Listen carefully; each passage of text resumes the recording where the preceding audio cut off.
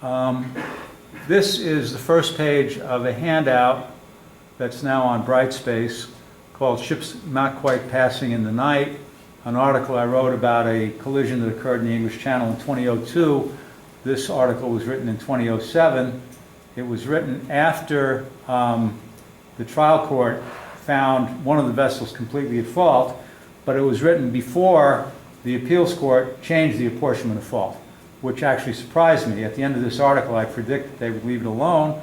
I was actually completely wrong. In the course of reviewing this case, we'll look at what the appellate court did. But to begin with, we're just going to see what was going on. So here you see a diagram. There's a note that, the distances and stuff are not accurate, the bearings are not accurate. I just wanted to show the three vessels and the course they were proceeding on. The courses are accurate. The compass goes from 0 to 359 or 360, and then at 360 it's 0 again. That's north. You can see the tricolor in the upper right is heading on a course of 290. West would be completely horizontal, 270. So you see that it's heading on a course that's a little to the north of due west. And then you have the Kariba, which is the vessel that ended up being found at fault. They're headed on a course parallel to the tricolor at 290. And then this crossing vessel, the Clary, is headed at a very precise number there, 025.6. But, they're basically crossing ahead or crossing with a risk of collision to the tricolor and or the Kariba. Now, the thing to remember, this is all in very heavy fog. None of these vessels can see each other. They're all supposed to have lookouts. They're all supposed to be at safe speed. They're all supposed to be sounding fog signals. In fact, it's questionable whether any of them had proper lookouts. Certainly the Clary, it turned out, did not. They definitely were not going at any safe speed for the fog. They were all going way too fast, and nobody was sounding fog signals. That's fairly typical. So don't be surprised by all these things that happen when nobody's doing what the rules say, because, those fog signals get annoying to the crew, so we have to keep it quiet so people can sleep. And as far as speed, well, you got the radar, so, what are you going to be doing at 5 knots? You're not going to get anywhere that way, so you do 25 knots. I have sea stories about that, but I'll save those for another day. I didn't have any collisions, though, fortunately, to go with my sea stories. Only close calls. Anyway, they're all headed around the English Channel, which is pretty busy, and they are all making pretty high speed. We won't go into the numbers, but the situation is as follows. Kariba is the one there in the middle, green on the picture, and Kariba is going slightly slower than the tricolor. Tricolor is overtaking the Kariba relatively close by, and they're both going pretty fast. I forget what the numbers are. It's in the article, but the bottom line is tricolor is going just a little bit faster and overtaking Kariba. So Kariba is worried about tricolor being close by on the starboard quarter, meaning, right side and somewhat behind, but Kariba is also worried about Clary because Clary is crossing ahead. Now, under the rules, the one who's supposed to give way, at least when vessels are in sight of one another, would be Clary. Clary is supposed to come right, and, well, assuming they're on a collision course, right? If Clary is going to cross ahead, no problem. If Kariba is going to cross ahead, no problem. But you got to understand, when two vessels are crossing, there could be a situation where they will be on a potential risk of collision course.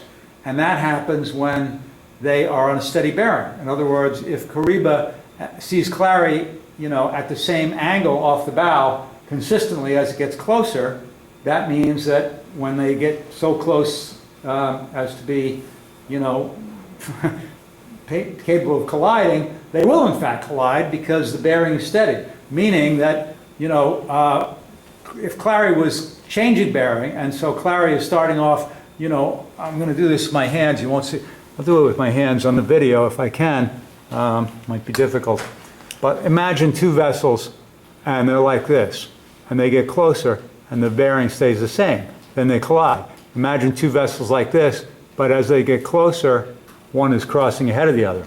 Or two vessels like this, and as they get closer, one is crossing ahead of the other. Those are bad illustrations because my hands are too big for the screen. But the bottom line is that if you have two vessels crossing and the vessel, each one sees the other one on a steady bearing, that turns out, when you plot it out on the radar, where the line goes right down to the center of the screen, that's a risk of collision. Because, you know, each one is going forward, but as they close, they're staying at the same bearing, means that when they get so close as to be, you know, on top of each other, they will in fact collide, because, you know, one is not crossing ahead of the other. So that's what you had here. You had Clary on the radar on a steady bearing. You can't see Clary. Kariba could not see Clary. Clary could not see Kariba. But, you know, Kariba has, you know, a brand new collision avoidance system that was just installed, and one of the problems was the captain probably didn't know how to work it that well. But the bottom line is that there's a steady bearing situation, there's a risk of collision, Clary is crossing, Clary is supposed to come right and pass astern of Kariba. And in that situation, pass astern of both Kariba and Tricolor, because they're both zipping by on 290, Clary's up here headed to the northeast, and all they have to do is make a nice quick turn to starboard and let those two vessels cross ahead.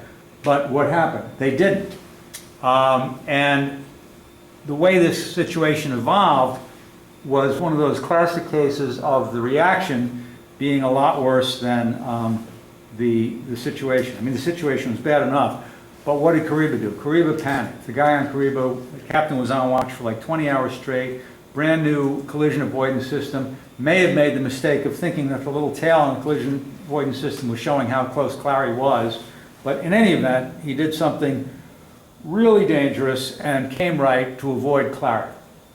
Not a good move. Kariba then hit Tricolor, sank Tricolor. I mean, they had only minutes. You know, they came right. I don't know why Kariba, in retrospect, by the way, the easy thing to do in this situation, which nobody ever thinks of. Does anybody think of it now? You're on Kariba. Kariba is now headed on 290. You got a vessel overtaking you. You got another vessel crossing. That's a risk of collision. What is the simple thing you can do without changing course at all that will avoid the collision? I was just going to say slow down. Slow down. Beautiful. Thank you so much. Exactly. If you slow down, Clary crosses ahead, Tricolor passes you, and you just have enough speed to maintain way, and you just, you know, and most of these things are diesel, you got control of the speed. You don't have to call up the engine room and say, slow it down. You just slow down. And of course, the judge, in hindsight, got that very easily. Oh, all they had to do was slow down. And it's true, they did. But for some reason, a lot of people out there still don't think in terms of slowing down as a way to avoid collision. It should be obvious, but I think it goes back to the days when you had engine-ordered telegraphs, and you know, you're up on deck and you're on the bridge, and you know, you think of control of the rudder as your purview and control of the speed as the engineers, and there's like this strange leftover oddity about like being on the bridge of a ship and thinking that you don't control the speed as well as the direction. But yeah, it could have slowed down, and that would have been beautiful. But instead, it was a panic situation, and the captain of the Kariba came right to avoid the Clary, which he thought was, I think he thought was closer than it actually was, and he cut the Tricolor in half. You know, and everybody was in the water. They were rescued. No deaths occurred, but there were all these brand new BMWs and Mercedes. The Tricolor was loaded with millions of dollars of brand new high-end cars that then, you know, were completely rendered a total loss with, you know, being submerged in salt water. And the Tricolor was in a rather shallow area of water and was hit twice more by vessels going over it, despite the fact that there were navigational warnings. So this was a real mess in the English Channel. And it didn't end with just the collision, and it didn't even end with just the trial. Bottom line here was that the judge, having the benefit of hindsight, looked at it in terms of the Kariba had the last clear chance to avoid a collision and could have slowed down, and so the judge put all the fault on Kariba, 100% of the fault on Kariba, which is not unreasonable. Reasonable minds could differ. The funny thing is that the reason this case had gotten into the United States in the first place, it was called In Re Otal Investments. Otal Investments was the owner of the Kariba, and John Kimball, a premier maritime lawyer, had brought it to the United States on limitation of liability, hoping to win here. And he ended up with a big, terrible loss, right? And for complex reasons, this had to do with allocation of liability for the cargo on the non-carrying vessel. I told you on under cargo law, the vessel that has the cargo is not liable for the cargo damage if they're in a collision. So Tricolor was one that had all the cargo, so they definitely wanted the other vessel to be at fault. So they did very well at trial, but what happened was the Second Circuit got the case, and it's not mentioned in this article, but we're going to fast forward to that. And I actually went down there and watched the oral argument, which is very lengthy. Usually they give like 10 minutes per side. This thing went on for like a whole hour, and they heard a lot of argument from all the lawyers, and wrote a pretty detailed opinion, legally and factually, and reversed Judge Baer, who had found 100% at fault to Kariba. Why did they reverse him? Because everybody was in violation of some of the collision regulations, right? They were all going too fast. Tricolor was overtaking too fast and too close for the situation. None of them had fog signals. And Clary, it turned out on appeal, it didn't show up in Judge Baer's opinion in the district court. Clary had actually, not only didn't have a lookout, didn't come right in time, but actually ended up forging and altering logbook records later, which the Second Circuit used for kind of a recommendation that there be a punitive apportionment of fault on that. So all kinds of stuff came out on appeal, and Judge Baer's 100% allocation to Kariba was revisited. It then went back down to the district court for the reapportionment of fault based on the ranges and opinions that the Second Circuit gave. I didn't follow it after that, but I do have this opinion and the Second Circuit's opinion. We're not necessarily going to read, because I said we'd only read one case, but it's an interesting example of how reasonable minds can differ on what is a proper apportionment of fault. I mean, honestly, it's not unreasonable to say Kariba was 100% at fault. I can understand how Judge Baer reached that conclusion. But for what Kariba did, there wouldn't have been a collision at all. And Kariba could easily have avoided the collision simply by slowing down. But the Second Circuit decided, well, that's true, but everybody contributed to the mess, and therefore we're going to apportion fault differently. So you can agree with either one of those courts, right? Neither one is right and neither one is wrong, but obviously the results are going to be radically different in terms of money shifting, because if Kariba is 100% at fault, Tricolor's cargo interests recover a lot from Kariba's, insurance company.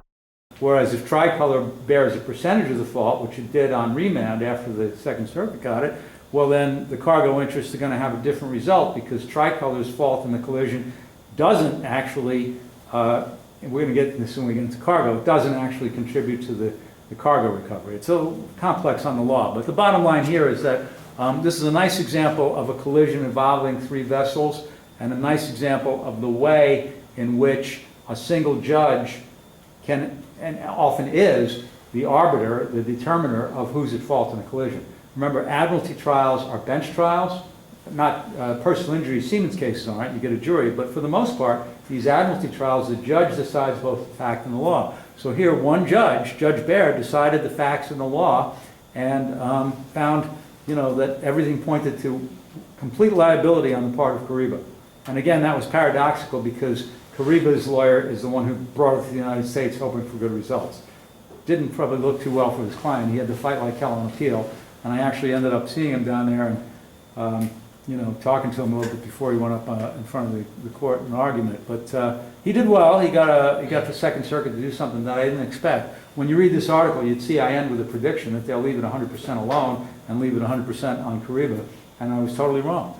And there's a reason I said that, and they had to bend over backwards to do what I didn't expect them to do, which is to revisit what was considered a finding of fact and treat it as a finding of law. And if you read that opinion, which you don't have to do, you'll see that they went to great lengths to pretend they were treating an issue of fact as an issue of law by calling an issue, it was just a lot of maneuvering around to do what they wanted to do without setting new precedent, is what they did.